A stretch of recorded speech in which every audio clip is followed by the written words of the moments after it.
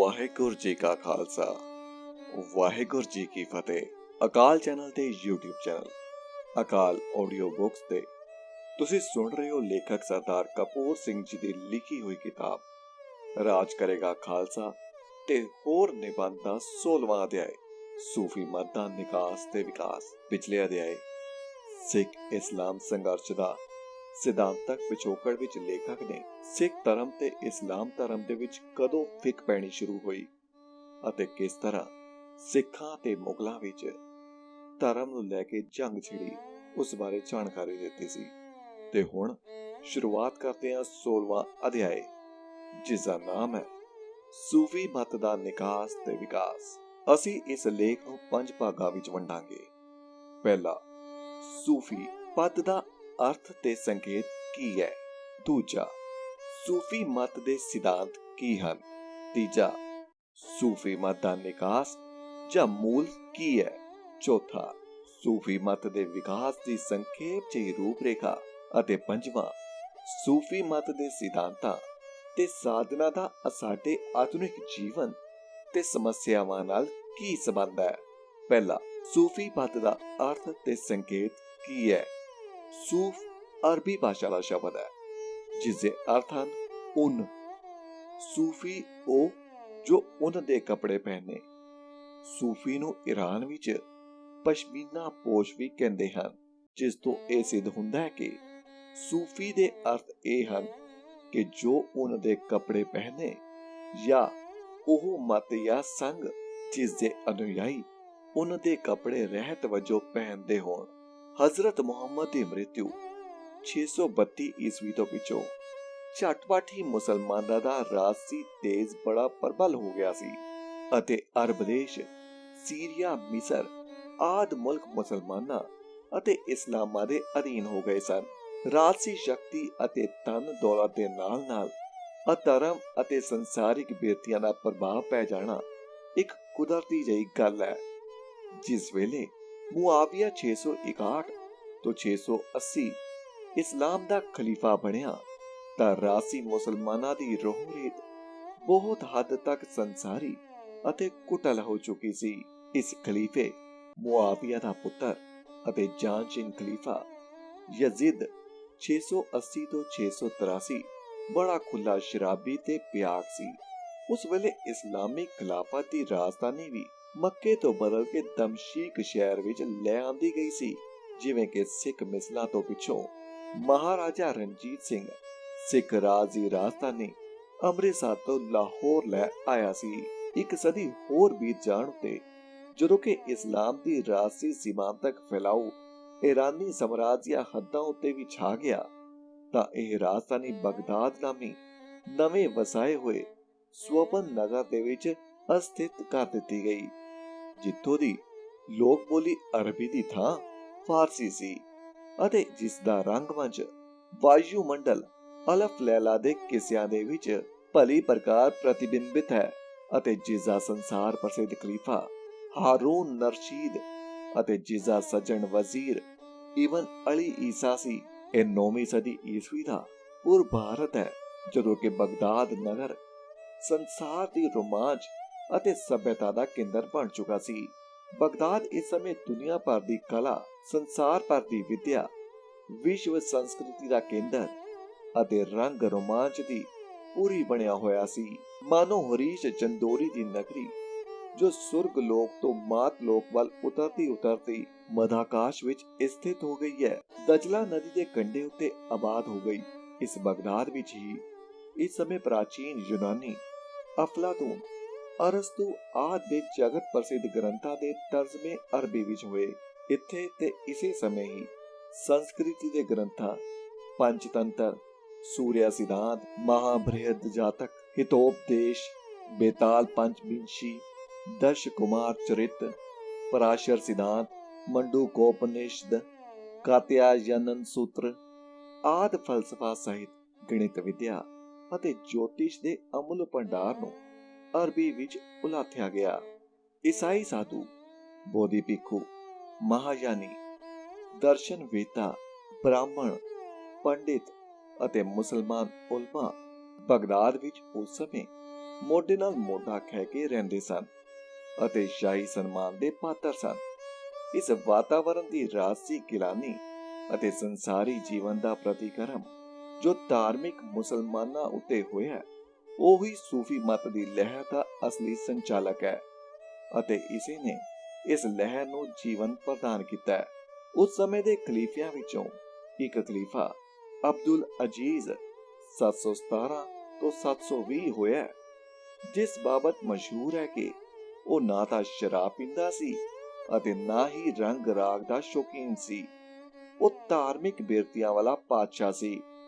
ਉਸ ਸਮੇਂ ਦਾ ਇੱਕ ਇਸਲਾਮੀ ਵਿਦਵਾਨ ਅਲ ਹਸਨ ਬਸਰੀ ਮ੍ਰਿਤੂ 728 ਹੋਇਆ, ਜਿਸ ਨਾਲ ਕਿ ਖਲੀਫਾ ਅਬਦੁਲ ਅਜੀਜ਼ ਦਾ ਚਿੱਠੀ ਪੱਤਰ ਸੀ। ਸੂਫੀ ਮਤ ਵਾਲੇ ਇਸ ਅਲ ਹਸਨ ਅਲ ਬਸਰੀ ਨੂੰ ਸੂਫੀ ਮਤ ਦੇ ਮੋਢੀਆਂ ਵਿੱਚੋਂ ਮੰਨਦੇ ਹਨ। ਇਸ ਵਿਦਵਾਨ ਦੀ ਇੱਕ ਚਿੱਠੀ ਖਲੀਫੇ ਦੇ ਨਾਮ ਲਿਖੀ ਹੋਈ ਸਾਡੇ ਤੱਕ ਪੁੱਜੀ ਹੈ, ਜਿਸ ਤੋਂ ਸਿੱਧ ਹੁੰਦਾ ਹੈ ਕਿ ਉਸ ਸਮੇਂ ਸੂਫੀ ਦਾ ਅਰਥ ਇਹੀ ਪ੍ਰਸਿੱਧ ਅਤੇ ਪ੍ਰਮਾਣਿਤ ਸੀ, ਉਹਨਾਂ ਦੇ ਕੱਪੜੇ ਪਾਉਣ ਵਾਲਾ। ਉਸ ਚਿੱਠੀ ਵਿੱਚ ਇਸ ਤਰ੍ਹਾਂ ਲਿਖਿਆ ਹੋਇਆ ਹੈ, ਹੋਰ ਸੁਣੋ। ਰੂਹ ਅਤੇ ਸ਼ਬਦ ਦਾ ਪ੍ਰਭੂ, ਜਿਸ ਦਾ ਕਿ ਸਾਰਾ ਜੀਵਨ ਕਰਾਮਾਤੀ ਸੀ, ਬਚਨ ਕਰਦਾ ਹੁੰਦਾ ਸੀ, ਭੁੱਖ ਮੇਰਾ ਆਹਾਰ ਹੈ, ਗਰੀਬੀ ਮੇਰਾ ਚਿੰਨ੍ਹ ਹੈ, ਉਹਨਾਂ ਦੇ ਕੱਪੜੇ ਮੇਰੇ ਬਸਤਰ ਹਨ, ਮੇਰੇ ਚਰਨ ਮੇਰੇ ਵਾਹਨ। ਰਾਤਰੀ ਸਮੇਂ ਚੰਦਰਮਾ ਮੇਰਾ ਦੀਵਾ ਹੈ, ਦਿਨ ਵੇਲੇ ਸੂਰਜ ਮੇਰੀ ਅਗਨੀ ਹੈ। ਮੇਰੇ ਕੋਲ ਕੋਈ ਧਨ ਸੰਪਦਾ ਨਹੀਂ, ਪਰ ਮੇਰੇ ਨਾਲੋਂ ਵੱਡਾ ਧਨੀ ਸੰਸਾਰ ਵਿੱਚ ਕੋਈ ਨਹੀਂ ਹੈ। ਇਸ ਚਿੱਠੀ ਤੋਂ ਸਪਸ਼ਟ ਹੋ ਆਉਂਦਾ ਹੈ ਕਿ ਸੂਫੀ ਮਤ ਦੇ ਆਰੰਭ ਵਿੱਚ ਹੀ ਗਰੀਬੀ ਅਤੇ ਤਪ ਤਿਆਗ ਇਸ ਮਤ ਦੇ ਮੁੱਢਲੇ ਸਿਧਾਂਤ ਸਵੀਕਾਰ ਕਰ ਲਏ ਗਏ ਸਨ ਅਤੇ ਸੂਫ ਜਾਂ ਉਹਨਾਂ ਦੇ ਕੱਪੜਿਆਂ ਦਾ ਪਹਿਰਾਵਾ ਇਸ ਮਤ ਦੇ ਅਨੁਯਾਈਆਂ ਦਾ ਵਿਸ਼ੇਸ਼ ਚਿੰਨ੍ਹ ਸੀ। ਇੱਕ ਹੋਰ ਇਸਲਾਮੀ ਵਿਦਵਾਨ ਇਬਨ ਸੀਰਨ ਮ੍ਰਿਤੂ 728 ਨੇ, ਜੋ ਕਿ ਹਸਨ ਅਲ ਬਸਰੀ ਦਾ ਸਮਕਾਲੀ ਸੀ, ਹਸਨ ਅਲ ਬਸਰੀ ਦੀ ਵਿਚਾਰਧਾਰਾ ਦਾ ਇਸਲਾਮੀ ਨੁਕਤੇ ਤੋਂ ਖੰਡਨ ਕੀਤਾ ਹੈ। ਉਹ ਕਹਿੰਦਾ ਹੈ, ਮੈਂ ਸੂਫ ਉਹਦੇ ਕੱਪੜੇ ਯਸੂ ਦੀ ਨਕਲ ਕਰਕੇ ਕਿਉਂ ਪਹਿਨਾ? ਮੈਂ ਤਾਂ ਹਜ਼ਰਤ ਮੁਹੰਮਦ ਦੀ ਪੈਰਵੀ ਕਰਾਂਗਾ, ਜੋ ਕਿ ਸੂਤ ਦੇ ਕੱਪੜੇ ਪਹਿਨਦੇ ਸਨ। ਇਹਨਾਂ ਸਮਕਾਲੀ ਸ਼ਹਾਦਤਾਂ ਤੋਂ ਇਹ ਸਿੱਧ ਅਤੇ ਸਪਸ਼ਟ ਹੁੰਦਾ ਹੈ ਕਿ ਸੂਫ ਪਦ ਦੇ ਅਰਥ ਮੁੱਢ ਵਿੱਚ ਉਹਦੇ ਕੱਪੜੇ ਪਾਉਣ ਵਾਲਾ ਹੀ ਲਿਆ ਜਾਂਦਾ ਸੀ ਅਤੇ ਸੂਫੀ ਲੋਕ ਉਹਦੇ ਕੱਪੜੇ ਇਸ ਲਈ ਪਹਿਨਦੇ ਸਨ ਕਿ ਪੈਗੰਬਰ ਯਿਸੂ ਮਸੀਹ ਨੇ ਉਹਨਾਂ ਦੇ ਬਸਤਰ ਧਾਰਨ ਕੀਤੇ ਸਨ ਅਤੇ ਉਹਨਾਂ ਦੀ ਰੀਸੋ ਰੀਸ ਈਸਾਈ ਸਾਧੂ ਤੇ ਤਿਆਗੀ ਉਹਦੇ ਬਸਤਰ ਹੀ ਪਹਿਨਦੇ ਸਨ। ਅੱਗੇ ਚੱਲ ਕੇ ਜਦੋਂ ਅਸੀਂ ਸੂਫੀ ਮਤ ਦੇ ਨਿਕਾਸ ਬਾਰੇ ਵਿਚਾਰ ਕਰਾਂਗੇ ਤਾਂ ਉਪਰੋਕਤ ਸ਼ਹਾਦਤਾਂ ਤੋਂ ਸੁਤੰਤਰ ਕੁਝ ਹੋਰ ਵਿਚਾਰ ਵੀ ਪ੍ਰਗਟ ਕਰਾਂਗੇ, ਜੋ ਕਿ ਇਸ ਖਿਆਲ ਦੀ ਪੁਸ਼ਟੀ ਹੋਵੇ ਕਿ ਸੂਫੀ ਦੇ ਮੁੱਢਲੇ ਅਰਥ ਉਹਨਾਂ ਦੇ ਕੱਪੜੇ ਪਹਿਨਣ ਵਾਲਾ ਹੀ ਹਨ, ਪਰ ਇਸ ਲਈ ਨਹੀਂ ਕਿ ਯਿਸੂ ਮਸੀਹ ਜਾਂ ਈਸਾਈ ਸਾਧੂ ਉਹਨਾਂ ਦੇ ਕੱਪੜੇ ਧਾਰਨ ਕਰਨਾ ਪ੍ਰਾਚੀਨ ਭਾਰਤ ਦੇ ਸਾਧੂਆਂ ਦੀ ਇੱਕ ਅਤੀ ਪੁਰਾਤਨ ਪ੍ਰਾਪਰਟੀ ਸੀ ਅਤੇ ਸੂਫੀ ਮਤ ਦੀਆਂ ਜੜ੍ਹਾਂ ਵੀ ਭਾਰਤ ਦੇ ਪ੍ਰਾਚੀਨ ਸਿਧਾਂਤਾਂ ਅਤੇ ਸੰਪਰਦਾਵਾਂ ਵਿੱਚੋਂ ਹੀ ਉਗਮਦੀਆਂ ਹਨ, ਜੋ ਕਿ ਪਿਛਲੀਆਂ 5 ਸਦੀਆਂ ਵਿੱਚ ਅਰਬੀ ਦਾ ਜਾਮਾ ਓੜ ਕੇ ਯੂਨਾਨ ਦੇ ਦਰਸ਼ਨ ਦੇ ਗਹਿਣੇ ਪਾ ਕੇ ਮਹਾਨ ਸੂਫੀ ਮਤ ਦੇ ਰੂਪ ਵਿੱਚ ਉਪਜ ਕੇ ਅਤੇ ਜਵਾਨ ਹੋ ਕੇ ਇੱਕ ਵਿਸ਼ਵ ਵਿਚਾਰਧਾਰਾ ਬਣ ਗਈਆਂ ਹਨ। ਇਸ ਤੋਂ ਪਹਿਲਾਂ ਸੂਫੀ ਸ਼ਬਦ ਦੇ 2 ਹੋਰ ਅਰਥ ਜੋ ਕਿ ਪਿਛਲੇ ਸਮੇਂ ਵਿੱਚ ਕੀਤੇ ਗਏ ਹਨ, ਇੱਥੇ ਅੰਕਿਤ ਕਰ ਦੇਣੇ ਉਚਿਤ ਹਨ। ਅੰਗਰੇਜ਼ ਵਿਦਵਾਨ ਬਰਾਊਨ ਅਤੇ ਆਕਸਫੋਰਡ ਦੇ ਜਗਤ ਪ੍ਰਸਿੱਧ ਲਿਖਾਰੀ ਨਿਕਲਸਨ ਦਾ ਵਿਚਾਰ ਹੈ ਕਿ ਸੂਫੀ ਮਤ ਦਾ ਨਿਕਾਸ ਨਵੀਨ ਅਫਲਾਤੂਨਵਾਦ ਵਿੱਚੋਂ ਹੋਇਆ ਹੈ, ਜਿਸ ਉੱਤੇ ਕਿ ਈਸਾਈ ਤਿਆਗੀ ਸਾਧੂਆਂ ਦੀ ਵਿਚਾਰਧਾਰਾ ਦੀ ਪਾਣ ਚੜੀ ਹੋਈ ਹੈ। ਉਹਨਾਂ ਦਾ ਵਿਚਾਰ ਹੈ ਕਿ ਸੂਫੀ ਸ਼ਬਦ ਯੂਨਾਨੀ ਸ਼ਬਦ ਸੋਫਸ ਵਿੱਚੋਂ ਹੀ ਨਿਕਲਿਆ ਹੈ, ਜਿਸ ਦੇ ਅਰਥ ਹਨ ਬੁੱਧੀ। ਸੂਫੀ ਉਹ ਹੈ ਜਿਸ ਦੀ ਬੁੱਧੀ ਪ੍ਰਕਾਸ਼ਿਤ ਹੋ ਚੁੱਕੀ ਹੈ। ਇਹ ਅੰਗਰੇਜ਼ ਵਿਦਵਾਨ ਇਸ ਵਿਚਾਰ ਦੀ ਪੁਸ਼ਟੀ ਵਿੱਚ ਕੋਈ ਸ਼ਹਾਦਤ ਪੇਸ਼ ਨਹੀਂ ਕਰਦੇ। ਇਉਂ ਸਮਝੋ ਕਿ ਸੂਫੀ ਸ਼ਬਦ ਦਾ ਇਹ ਅਰਥ ਉਹਨਾਂ ਦੇ ਇਸ ਵਿਚਾਰ ਕੇ ਸੂਫੀ ਮਤ ਦੀਆਂ ਜੜ੍ਹਾਂ ਨਵੀਨ ਅਫਲਾਤੂਨਵਾਦ ਦੀ ਧਰਤੀ ਵਿੱਚ ਹਨ ਦੀ ਇੱਕ ਕਰੰਬਲੀ ਹੀ ਹੈ। सूफी मत का एक महान विद्वान होया अबुल कासिम अल कशवी, मृत्यु 1072। इसकी जगत प्रसिद्ध अरबी पुस्तक रिसाला, जो कि सूफी मत का एक महान ग्रंथ है, विच लिखिया है कि सूफी शब्द अरबी भाषा के शब्द सफ़ धातु विचों निकलिया है अते सफ़ दे अर्थ हन संशोधन करना, साफ करना, पवित्र बनाना आदि। अल कशरी दे विचार अनुसार सूफी दे अर्थ ए होए ओ जो अपने आप को सोधदा है, पवित्र बनाउंदा है, ओ सूफी है। सुखमनी विच आया गुरवाक, सो पंडित जो मन परबोधे। सुखमनी साहिब पन्ना 274। अल कशरी दे इस अरबी वाग दा हूबहू रूप लगदा है। ये तीन विचार सूफी शब्द के मुढ़ले अर्थां बारे विद्वानां ने कथन कीते हैं।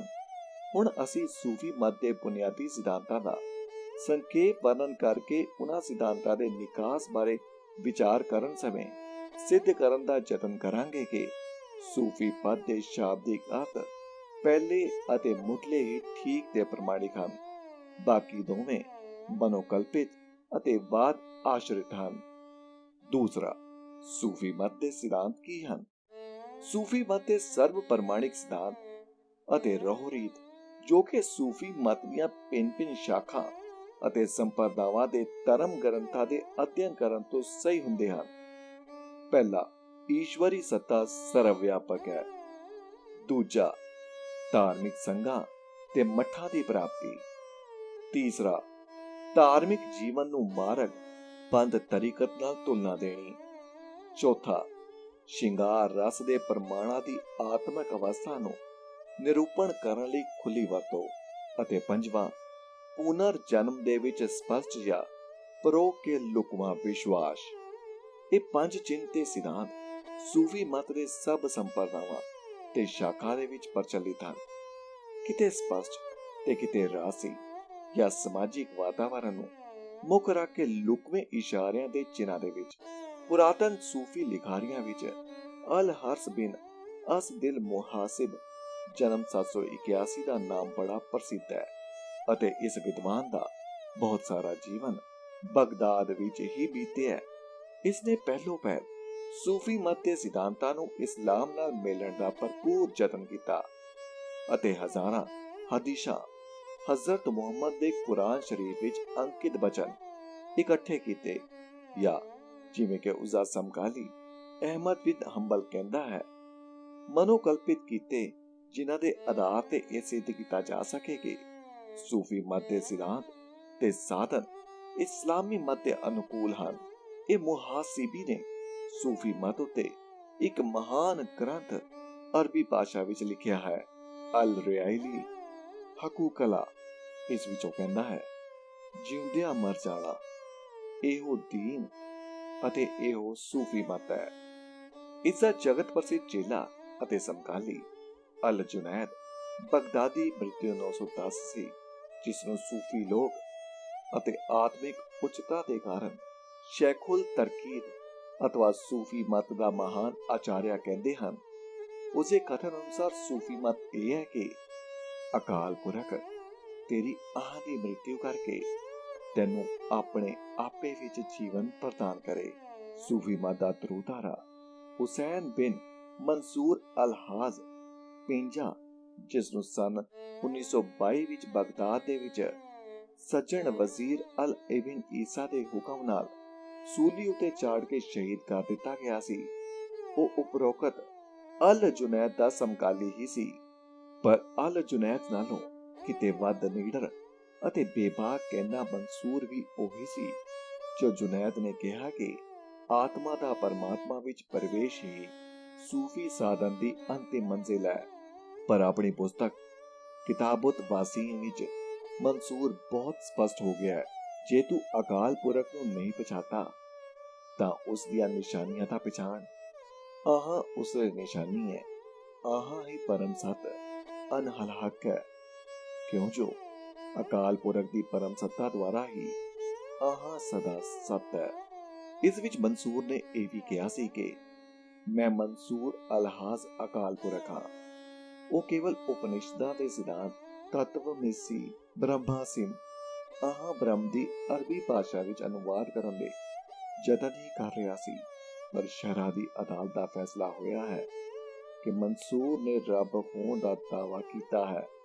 ਜਦੋਂ ਮਨਸੂਰ ਨੂੰ ਸੂਲੀ ਉੱਤੇ ਟੰਗਣ ਲਈ ਲਿਆਏ ਅਤੇ ਲੋਕਾਂ ਦੀ ਭੀੜ ਵਿੱਚ ਸੂਲੀ ਗੱਡੀ ਹੋਈ ਦੇਖੀ ਤਾਂ ਉਸਨੇ ਆਪਣਾ ਮੂੰਹ ਲੋਕਾਂ ਵੱਲ ਫੇਰਿਆ ਅਤੇ ਅਰਦਾਸ ਕੀਤੀ, ਜਿਸ ਦੇ ਅੰਤਿਮ ਸ਼ਬਦ ਇਹ ਸਨ, ਇਹ ਤੇਰੇ ਦਾਸ ਜੋ ਮੈਨੂੰ ਸੂਲੀ ਉੱਤੇ ਚਾੜ ਕੇ ਮਾਰਨ ਲਈ ਇਕੱਠੇ ਹੋਏ ਹਨ, ਤਾਂ ਜੋ ਤੇਰਾ ਧਰਮ ਤੇ ਮਰਿਆਦਾ ਸੁਰੱਖਿਅਤ ਹੋਵੇ, ਇਹਨਾਂ ਨੂੰ ਬਖਸ਼ ਦੇ। हे ਅਕਾਲ ਪੁਰਖ, ਇਹਨਾਂ ਉੱਤੇ ਮਿਹਰ ਕਰ, ਕਿਉਂ ਜੋ ਜਿਸ ਅਨੁਭਵ ਦੀ ਤੂੰ ਮੇਰੇ ਉੱਤੇ ਕਿਰਪਾ ਕੀਤੀ ਹੈ, ਜੇ ਉਹ ਅਨੁਭਵ ਤੂੰ ਇਹਨਾਂ ਨੂੰ ਬਖਸ਼ਦਾ ਤਾਂ ਇਹ ਜੋ ਕੁਝ ਮੇਰੇ ਨਾਲ ਕਰਨ ਲੱਗੇ ਹਨ ਉਹ ਕਦਾਚਿਤ ਨਾ ਕਰਦੇ। ਜਿਸ ਅਨੁਭਵ ਤੋਂ ਤੂੰ ਇਹਨਾਂ ਨੂੰ ਵੰਚਿਤ ਰੱਖਿਆ ਹੈ, ਜੇ ਤੂੰ ਮੈਨੂੰ ਵੀ ਇਸ ਤੋਂ ਵੰਚਿਤ ਰੱਖਦਾ ਤਾਂ ਮੇਰਾ ਇਹ ਹਾਲ ਨਾ ਹੁੰਦਾ।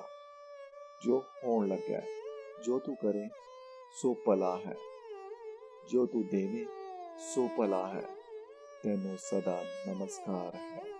ਇਸ ਜ਼ਾਕੇ ਦੇ ਪਿੱਛੋਂ ਕਿਸੇ ਸੂਫੀ ਨੂੰ ਆਪਣੇ ਮਤ ਉੱਤੇ ਵਿਸ਼ਵਾਸ ਦਾ ਇਸ ਸਪਸ਼ਟਤਾ ਨਾਲ ਵਰਣਨ ਕਰਨ ਦਾ ਹੌਸਲਾ ਨਹੀਂ ਪਿਆ ਅਤੇ ਸੂਫੀ ਮਤ ਦੇ ਕੇਂਦਰੀ ਸਿਧਾਂਤ ਏਕੋ ਬ੍ਰਹਮ ਦੂਤੀ ਨਾਸਤੀ ਅਤੇ ਪੁਨਰ ਜਨਮ, ਸਾਕੀ, ਸ਼ਰਾਬ, ਪਿਆਲਾ, ਬੁਲਬੁਲ, ਬਹਾਰ ਆਦਿ ਸ਼ਿੰਗਾਰ ਰਸਾਂ ਦੇ ਅਲੋਕਾਰ ਹੇਠਾਂ ਦਬ ਗਏ ਅਤੇ ਸੂਫੀ ਮਤ ਦੇ ਲਿਖਾਰੀਆਂ ਅਤੇ ਵਿਦਵਾਨਾਂ ਨੇ ਬੜੇ ਗੌਰਵਮਈ ਯਤਨ ਸੂਫੀ ਮਤ ਨੂੰ ਕੁਰਾਨ, ਮੁਹੰਮਦ ਅਤੇ ਹਦੀਸ ਦੇ ਕੱਪੜੇ ਪਾਉਣ ਤੇ ਕੀਤੇ, ਤਾਂ ਜੋ ਇਸ ਦਾ ਪ੍ਰਭਾਵਸ਼ਾਲੀ ਮੂੰਹ ਸ਼ਰਅ ਦੀ ਸੰਜਮ ਮਰਿਆਦਾ ਦੇ ਬੁਰਕੇ ਵਿੱਚ ਲੁਕਿਆ ਰਹੇ ਅਤੇ ਇਹ ਰਾਸੀ ਇਸਲਾਮ ਦੀ ਕਰੋਧਤਾ ਤੋਂ ਬਚਿਆ ਰਹੇ।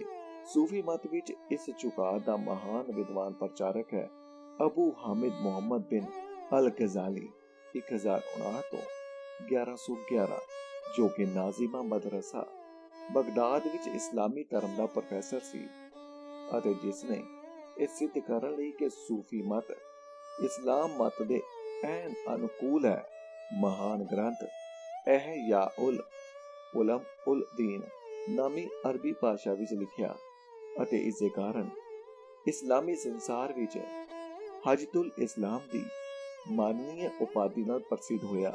ਇਹ ਉਹ ਗ੍ਰੰਥ ਹੈ ਜਿਸ ਦਾ ਅਨੁਵਾਦ ਅਨੰਦਪੁਰ ਵਿੱਚ ਗੁਰੂ ਗੋਬਿੰਦ ਸਿੰਘ ਜੀ ਨੇ 17ਵੀਂ ਸਦੀ ਦੇ ਅੰਤ ਵਿੱਚ ਸੈਯਦ ਬਦਰੁਦੀਨ ਸਾਧਵਾਰਾ ਆਦਿ ਸੂਫੀ ਵਿਦਵਾਨਾਂ ਦੀ ਸਹਾਇਤਾ ਨਾਲ ਪੰਜਾਬੀ ਗੱਦ ਵਿੱਚ ਕਰਵਾਇਆ ਸੀ ਅਤੇ ਜਿਸ ਦੇ ਕੁਝ ਪੱਤਰੇ ਅਨੰਦਪੁਰ ਦੀ ਤਬਾਹੀ ਤੋਂ ਪਹਿਲਾਂ ਗੁਰੂ ਘਰ ਦਾ ਅਨਿਨ ਸਿੱਖ ਸੇਵਕ ਆਪਣੇ ਡੇਰੇ ਧਨੀ ਦੇਸ਼ ਵਿੱਚ ਲੈ ਗਿਆ ਸੀ ਅਤੇ ਜੋ ਪੱਤਰੇ ਅੱਜ ਵੀ ਪਾਰਸ ਭਾਗ ਸੰਗਿਆ ਹੇਠ ਸੇਵਾਪੰਥੀ ਸਿੱਖਾਂ ਦੇ ਡੇਰਿਆਂ ਵਿੱਚ ਸਨਮਾਨੇ ਅਤੇ ਅਧਿਐਨ ਕੀਤੇ ਜਾਂਦੇ ਹਨ। ਇਸ ਅਲ-ਗਜ਼ਾਲੀ ਦਾ ਇੱਕ ਹੋਰ ਗ੍ਰੰਥ ਹੈ ਸਵੈ ਜੀਵਨੀ ਦੇ ਰੂਪ ਵਿੱਚ ਅਲ-ਮੁਨਕੀਦ ਅਲ-ਸਲਾਲ। ਇਸ ਵਿੱਚੋਂ ਲਿਖਦਾ ਹੈ, ਫਿਰ ਮੈਂ ਸੂਫੀ ਪੰਥ ਵੱਲ ਮੁੜਿਆ। ਮੈਨੂੰ ਪਤਾ ਸੀ ਕਿ ਇਸ ਪੰਥ ਵਿੱਚ ਸਿਧਾਂਤ ਅਤੇ ਸਾਧਨ ਦੋਵੇਂ ਜ਼ਰੂਰੀ ਹਨ। ਤਤ ਸਿਧਾਂਤ ਇਸ ਮਤ ਦਾ ਇਹ ਹੈ ਕਿ ਸਰੀਰ ਅਤੇ ਮਨ ਦੀਆਂ ਵਾਚਨਾ ਤ੍ਰਿਸ਼ਨਾ ਦਾ ਨਾਸ਼ ਕੀਤਾ ਜਾਵੇ ਅਤੇ ਅਸ਼ੁੱਧ ਬਿਰਤੀਆਂ ਦਾ ਨਿਰੋਧ ਕੀਤਾ ਜਾਵੇ। ਮਨ ਵਿੱਚੋਂ ਵਾਹਿਗੁਰੂ ਅਕਾਲ ਪੁਰਖ ਦੀ ਪ੍ਰਾਪਤੀ ਦੀ ਇੱਛਾ ਤੋਂ ਬਿਨਾਂ ਸਭ ਆਸ਼ਾ ਵਿਨਾਸ਼ ਕਰ ਦਿੱਤੀ ਜਾਵੇ। ਇਸ ਪਦ ਦੀ ਪ੍ਰਾਪਤੀ ਦਾ ਸਰਵ ਉੱਚ ਸਾਧਨ ਨਾਮ ਸਿਮਰਨ ਹੈ। ਸੂਫੀ ਮਤ ਦੇ ਸਿਧਾਂਤਾਂ ਦੀ ਇਸ ਵਿਆਖਿਆ ਦਾ ਅੰਤਿਕਾ ਅਸੀਂ ਮੁੱਲਾ ਨੂਰੁਦੀਨ ਅਬਦੁਰ ਰਹਿਮਤ ਜਾਮੀ 1414 ਤੋਂ 1494 ਦੀ ਪ੍ਰਸਿੱਧ ਪੁਸਤਕ ਲਵਾਇਹੀ ਵਿੱਚ ਇੱਕ ਟੋਟੇ ਦੇ ਰੂਪ ਵਿੱਚ ਦਿੰਦੇ ਆ, ਜਿਸ ਵਿੱਚ ਸੂਫੀ ਮਤ ਦੀ ਰੂਹ ਦਾ ਇੱਕ ਨਿਰਮਲ ਝਲਕਾਰਾ ਪੈਂਦਾ ਹੈ। ਇਹ ਸਰਬਾਧਾਰ ਵਾਹਿਗੁਰੂ ਅਕਾਲ ਪੁਰਖ ਸਾਡੇ ਮਨ ਨੂੰ ਨਾਸ਼ਵਾਨ ਵਿਅਰਥ ਕਾਰਜਾਂ ਵੱਲੋਂ ਉਪਰਾਮ ਕਰਕੇ ਵਸਤੂਆਂ ਦੇ ਤੱਤ ਦੀ ਸੋਝੀ ਬਖਸ਼ ਸਾਡੇ ਨੇਤਰਾਂ ਤੋਂ ਗਫਲਤ ਦਾ ਪਰਦਾ ਉਤਾਰ ਕੇ ਸਾਨੂੰ ਸੰਸਾਰ ਦੇ ਵਾਸਤਵਿਕ ਰੂਪ ਦੇ ਦਰਸ਼ਨ ਕਰਾ।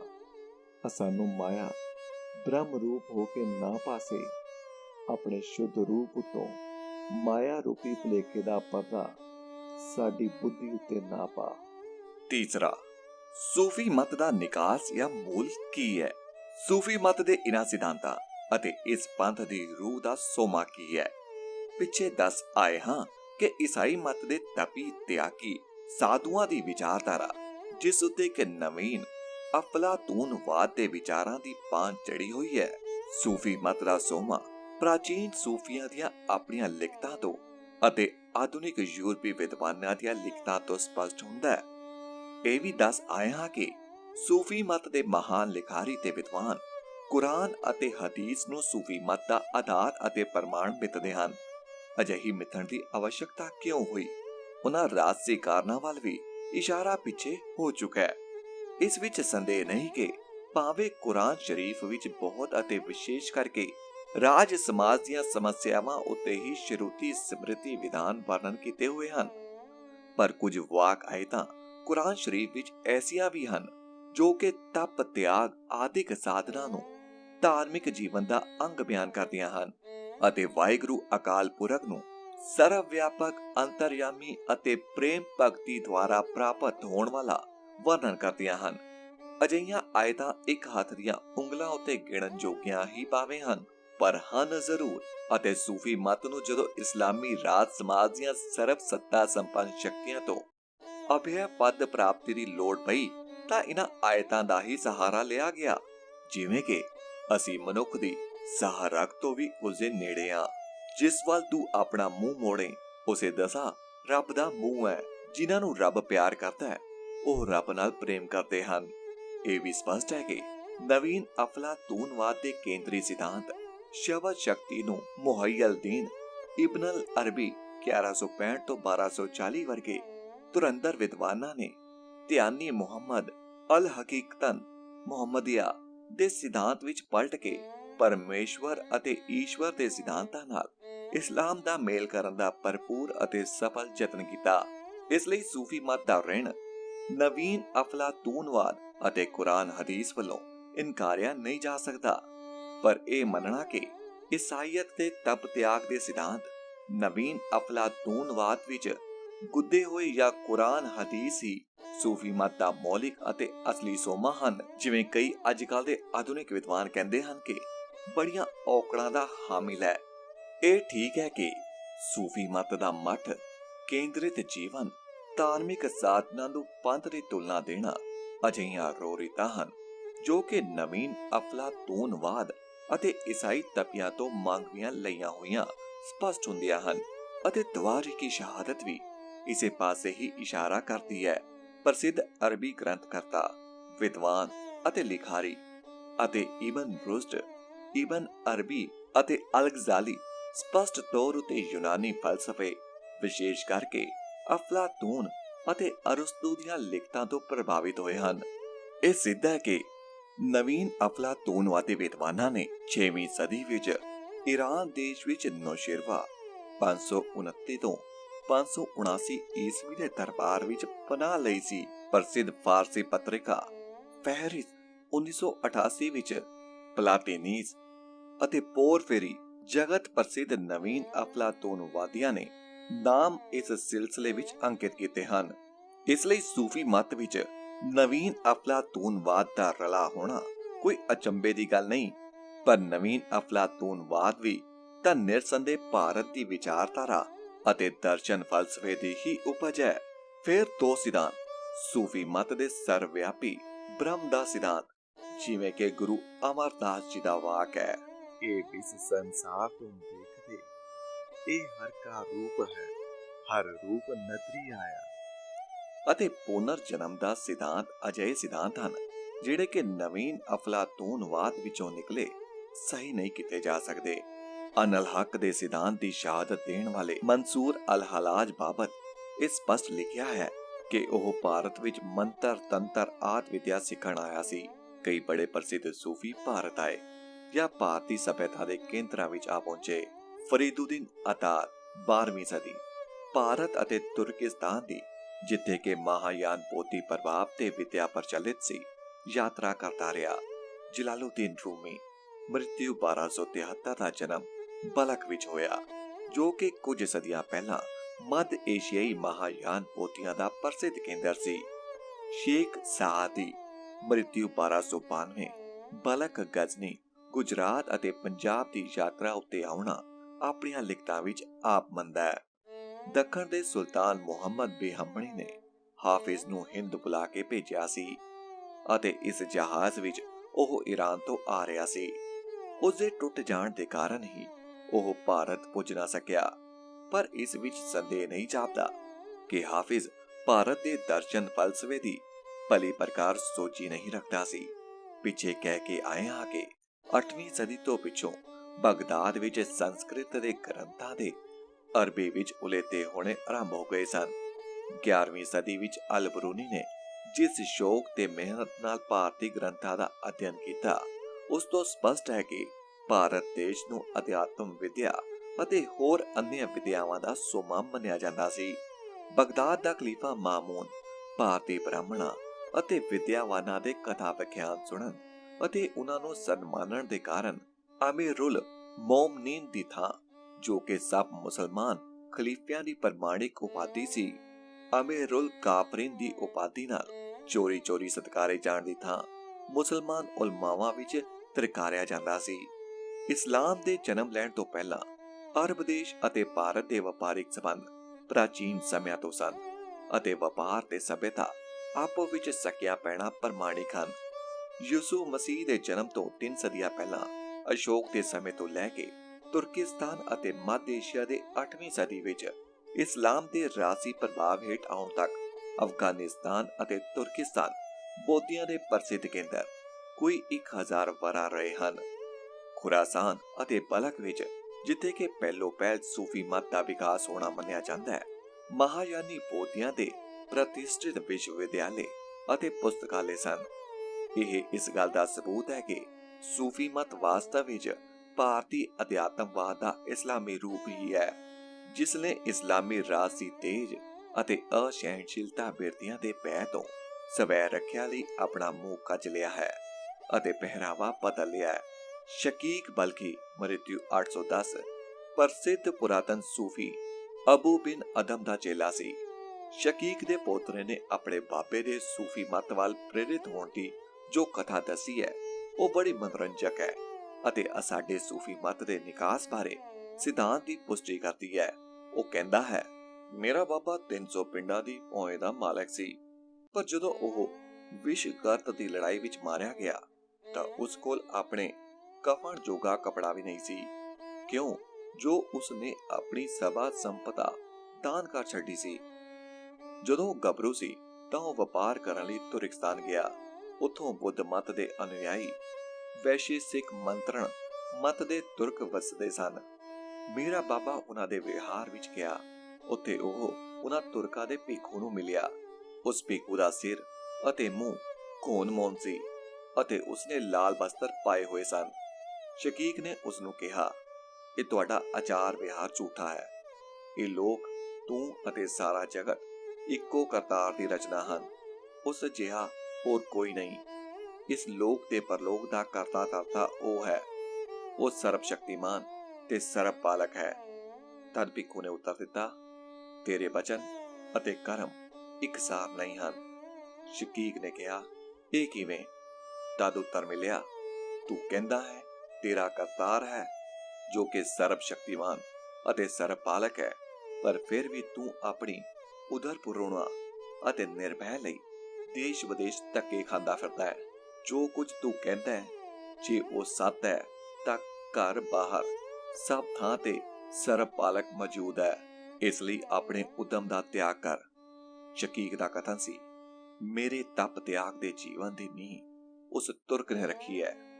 ਸ਼ਕੀਕ ਘਰ ਮੁੜਾਇਆ ਅਤੇ ਆਪਣੀ ਸਭ ਸੰਪਦਾ ਦਾਨ ਵਿੱਚ ਦੇ ਦਿੱਤੀ ਅਤੇ ਆਪਣਾ ਜੀਵਨ ਬ੍ਰਹਮ ਗਿਆਨ ਦੀ ਪ੍ਰਾਪਤੀ ਲਈ ਸਮਰਪਣ ਕਰ ਦਿੱਤਾ। ਹੀਨਯਾਨ ਬੋਧਾਂ ਦੀ ਧਰਮ ਪੁਸਤਕ ਦੀਗ ਨਿਕਾਇ ਵਿੱਚ ਅੱਜ ਤੋਂ 2500 ਵਰ੍ਹੇ ਪਹਿਲਾਂ ਦੇ ਸਮਿਆਂ ਦੇ ਭਾਰਤ ਵਰਸ਼ ਵਿੱਚ ਪ੍ਰਚਲਿਤ 6 ਮਤਾਂ ਦਾ ਵਰਣਨ ਹੈ, ਜਿਨ੍ਹਾਂ ਦੇ ਸਿਧਾਂਤ ਦਾ ਗੌਤਮ ਬੁੱਧ ਨੇ ਵਿਸ਼ੇਸ਼ ਕਰਕੇ ਖੰਡਨ ਕੀਤਾ ਹੈ। ਇਹਨਾਂ 6 ਮਤਾਂ ਵਿੱਚੋਂ ਇੱਕ ਮਤ ਦਾ ਆਚਾਰਿਆ ਅਜੀਤ ਕੇਸ਼ ਕਬਲੀਨ ਦੱਸਿਆ ਹੈ। ਇਸ ਅਜੀਤ ਕੇਸ਼ ਕਬਲੀਨ ਦਾ ਮਤ ਅਕਿਰਿਆਵਾਦ ਸੀ। ਕਹੋ ਮਾਨੁਖ ਤੇ ਕਿਆ ਹੋਏ ਆਵੈ। ਕੁਝ ਇਹੋ ਜਿਹਾ ਮਤ ਅਕਿਰਿਆਵਾਦ ਹੋਏਗਾ ਜਿਵੇਂ ਕਿ ਸੂਫੀਆਂ ਵਿੱਚ ਜਬਰੀਏ ਹਨ।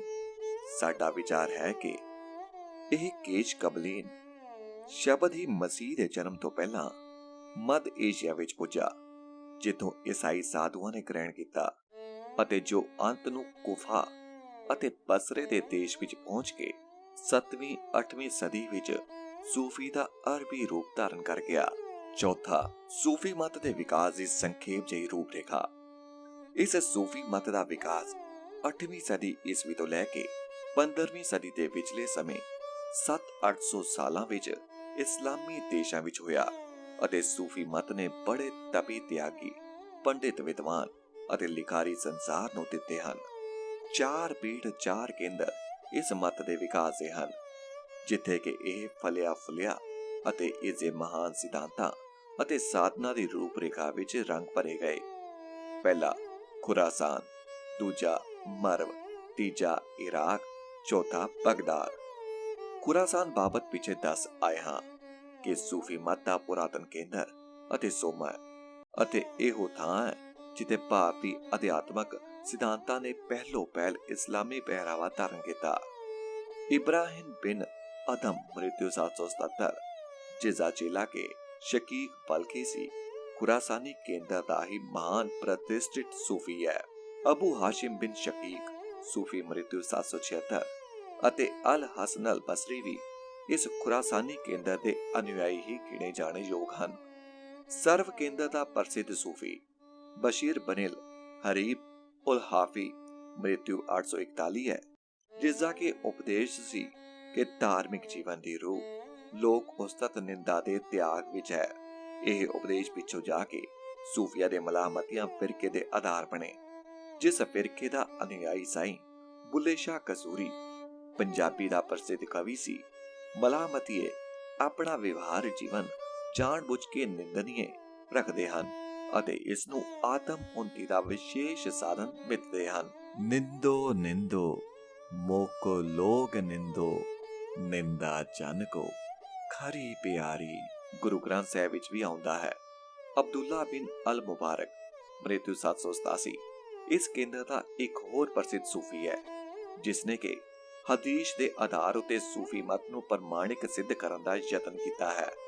ਕਿਤਾਬ ਅਲ ਜ਼ੁਹਦ ਇਸ ਦਾ ਪ੍ਰਸਿੱਧ ਅਰਬੀ ਭਾਸ਼ਾ ਦਾ ਗ੍ਰੰਥ ਹੈ। ਇਰਾਕੀ ਕੇਂਦਰ ਦਾ ਪ੍ਰਸਿੱਧ ਸੂਫੀ ਅਲ-ਫੁਜ਼ੈਲ ਬਿਨ ਅਲਿਆਦ ਮ੍ਰਿਤਿੂ 803 ਹੈ, ਜਿਸ ਨੇ ਕਿ ਸੂਫੀ ਮਤ ਵਿੱਚ ਰਜ਼ਾ ਦੇ ਸਿਧਾਂਤ ਨੂੰ ਪ੍ਰਚਲਿਤ ਕੀਤਾ। ਇਹ ਸਿਧਾਂਤ ਉੱਚੇ ਪਾਣਾ ਮੰਨਣ ਦਾ ਸਿਧਾਂਤ ਹੈ, ਜਿਸ ਨੂੰ ਗੁਰੂ ਨਾਨਕ ਨੇ ਸਿੱਖ ਮਤ ਦਾ ਬੁਨਿਆਦੀ ਸਿਧਾਂਤ ਕਰਕੇ ਵਰਣਨ ਕੀਤਾ ਹੈ। ਹੁਕਮ ਰਜ਼ਾਈ ਚੱਲਣਾ, ਨਾਨਕ ਲਿਖਿਆ ਨਾਲ। ਰਾਬੀਆ ਮ੍ਰਿਤਿੂ 801 ਸੂਫੀ ਮਤ ਦੀ ਮੀਰਾ ਇਸੇ ਕੇਂਦਰ ਦੇ ਨਾਲ ਸੰਬੰਧਿਤ ਮਹਾਨ ਸੂਫੀ ਇਸਤਰੀ ਹੈ, ਜਿਸ ਦਾ ਵਚਨ ਹੈ ਕਿ ਜੇ ਮੈਂ ਨਰਕਾਂ ਤੋਂ ਡਰਦੀ ਤੇਰੀ ਭਗਤੀ ਕਰਾਂ ਤਾਂ ਮੈਨੂੰ ਨਰਕਾਂ ਵਿੱਚ ਸੁੱਟ, ਜੇ ਮੈਂ ਸੁਰਗ ਦੀ ਇੱਛਾ ਨਾਲ ਤਾਂ ਮੈਨੂੰ ਸੁਰਗਾ ਤੋਂ ਵੰਚਿਤ ਰੱਖ, ਜੇ ਤੇਰੇ ਵਿਸਾਲ ਦੀ ਇੱਛਾ ਨਾਲ ਮੈਂ ਤੇਰੀ ਭਗਤ ਹਾਂ ਤਾਂ ਮੈਨੂੰ ਵਿਸਾਲ ਬਖਸ਼। ਸੂਫੀ ਮਤ ਵਿੱਚ ਪ੍ਰੇਮ ਭਗਤ ਦੇ ਸਿਧਾਂਤ ਨੂੰ ਪ੍ਰਚਾਰਨ ਵਾਲੀ ਇਹ ਰਾਬਿਆ ਹੀ ਹੈ। ਰਾਬਿਆ ਅਤੇ ਜਲਨੂਨਨ ਮਿਸਰੀ ਮ੍ਰਿਤਿੂ 861 ਨੇ ਪਹਿਲੋ ਪਹਿਲ ਸੂਫੀ ਸਾਹਿਤ ਵਿੱਚ ਸ਼ਿੰਗਾਰ ਰਸ ਦੇ ਅਲੰਕਾਰਾਂ ਨੂੰ ਪ੍ਰਚਲਿਤ ਕੀਤਾ, ਜਿਹੜਾ ਕਿ ਅੱਜ ਤੱਕ ਉਰਦੂ ਅਤੇ ਫਾਰਸੀ ਦੀ ਸ਼ਾਇਰੀ ਦਾ ਪ੍ਰਸਿੱਧ ਅੰਗ ਬਣੇ ਹੋਏ ਹਨ। ਭਾਈ ਨੰਦ ਲਾਲ ਦੀ ਗਜ਼ਲ ਦੀਨੋ ਦੁਨੀਆ ਦਰ ਕਮੰਦਿਆਂ ਪਰੀ ਰੁਖਸਾਰੇ ਮਾਂ ਇਸੇ ਪ੍ਰੋਪਰਟੀ ਦਾ ਇੱਕ ਉੱਤਮ ਨਮੂਨਾ ਹੈ।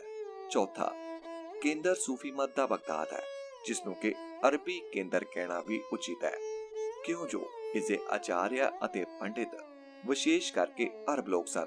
ਮੁਹਾਸਿਬੀ ਅਤੇ ਉਸਦੇ ਚੇਲੇ ਜੁਨੈਦ ਬਾਬਤ ਪਹਿਲਾਂ ਲਿਖ ਆਏ ਹਾਂ ਅਤੇ ਅਲ-ਗਜ਼ਾਲੀ ਬਾਬਤ ਵੀ।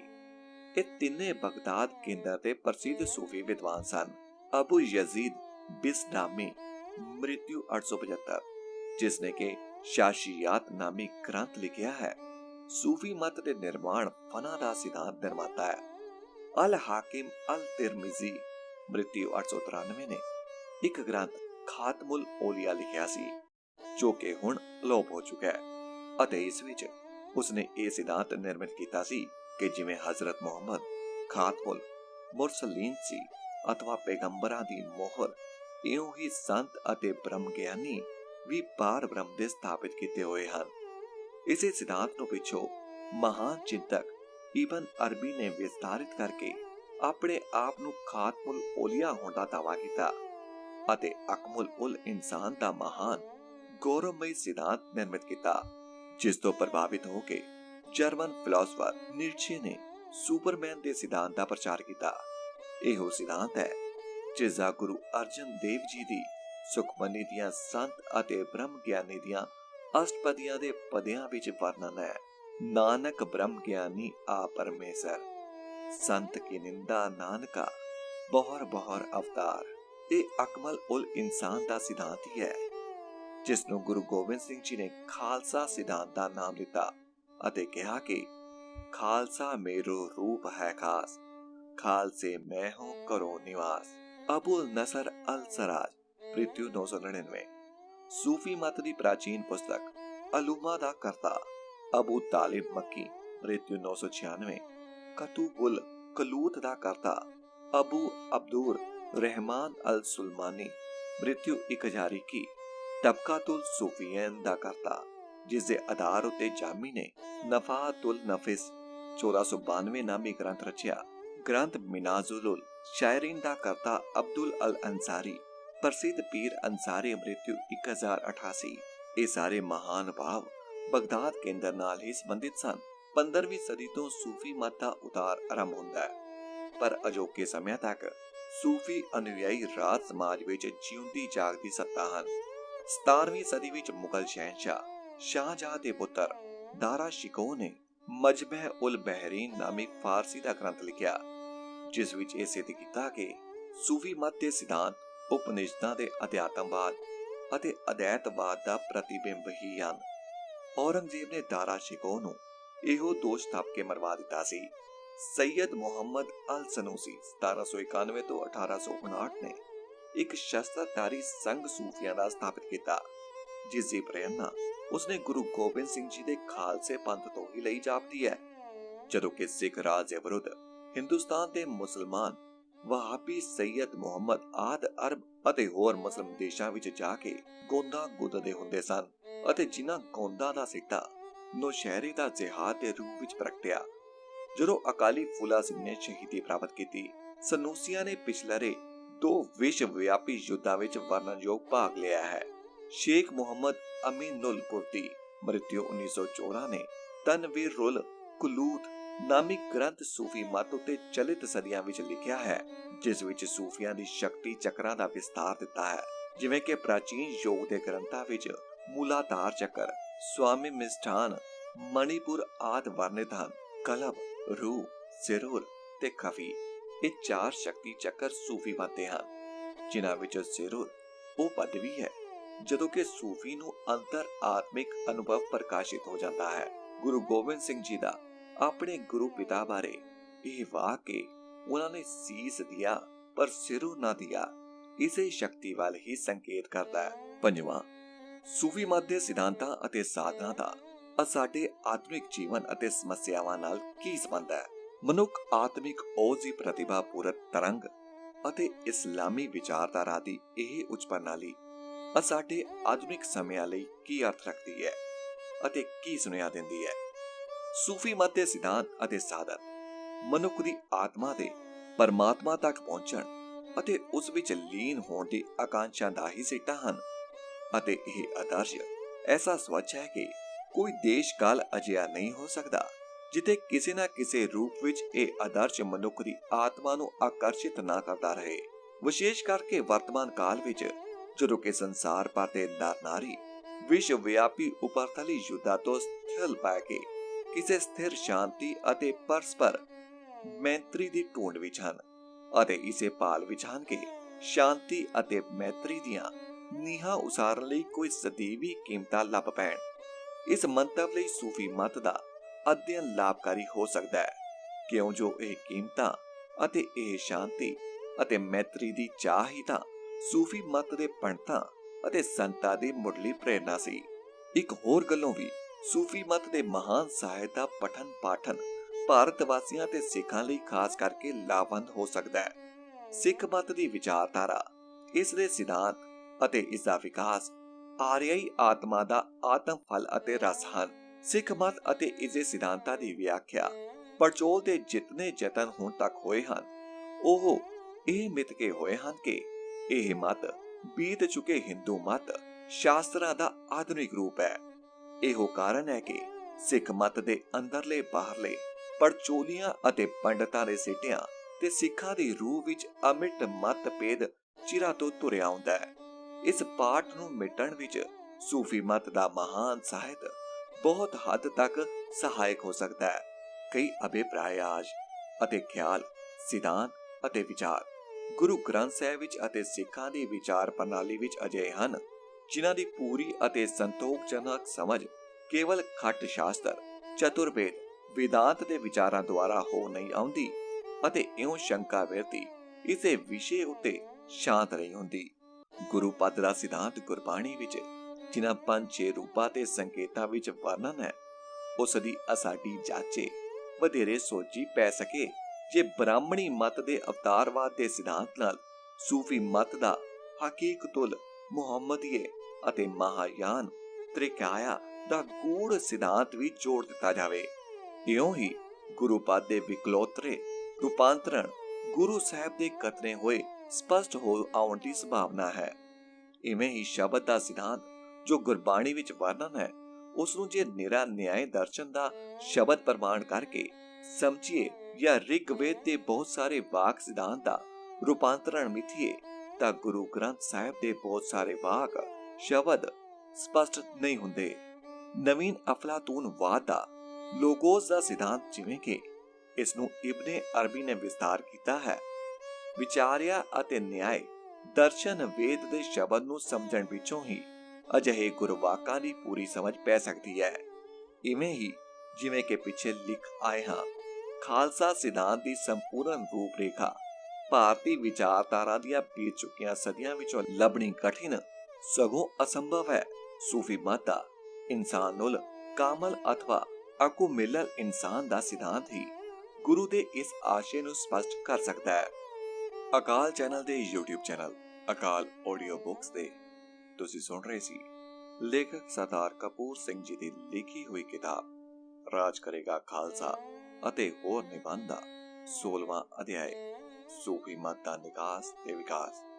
ਹੁਣ ਮੈਨੂੰ ਦਿਓ ਇਜਾਜ਼ਤ, ਜਲਦੀ ਹੀ ਲੈ ਕੇ ਆਵਾਂਗਾ ਇਸੇ ਕਿਤਾਬ ਦਾ ਅਗਲਾ ਅਧਿਆਇ, ਜਿਸ ਦਾ ਨਾਮ ਹੈ ਸਫਰਾਂ ਦਾ ਸਾਖੀ ਪੋਥੀ ਉੱਤੇ ਇੱਕ ਪੰਛੀ ਦ੍ਰਿਸ਼ਟੀ। ਵਾਹਿਗੁਰੂ ਜੀ ਕਾ ਖਾਲਸਾ, ਵਾਹਿਗੁਰੂ ਜੀ ਕੀ ਫਤਿਹ।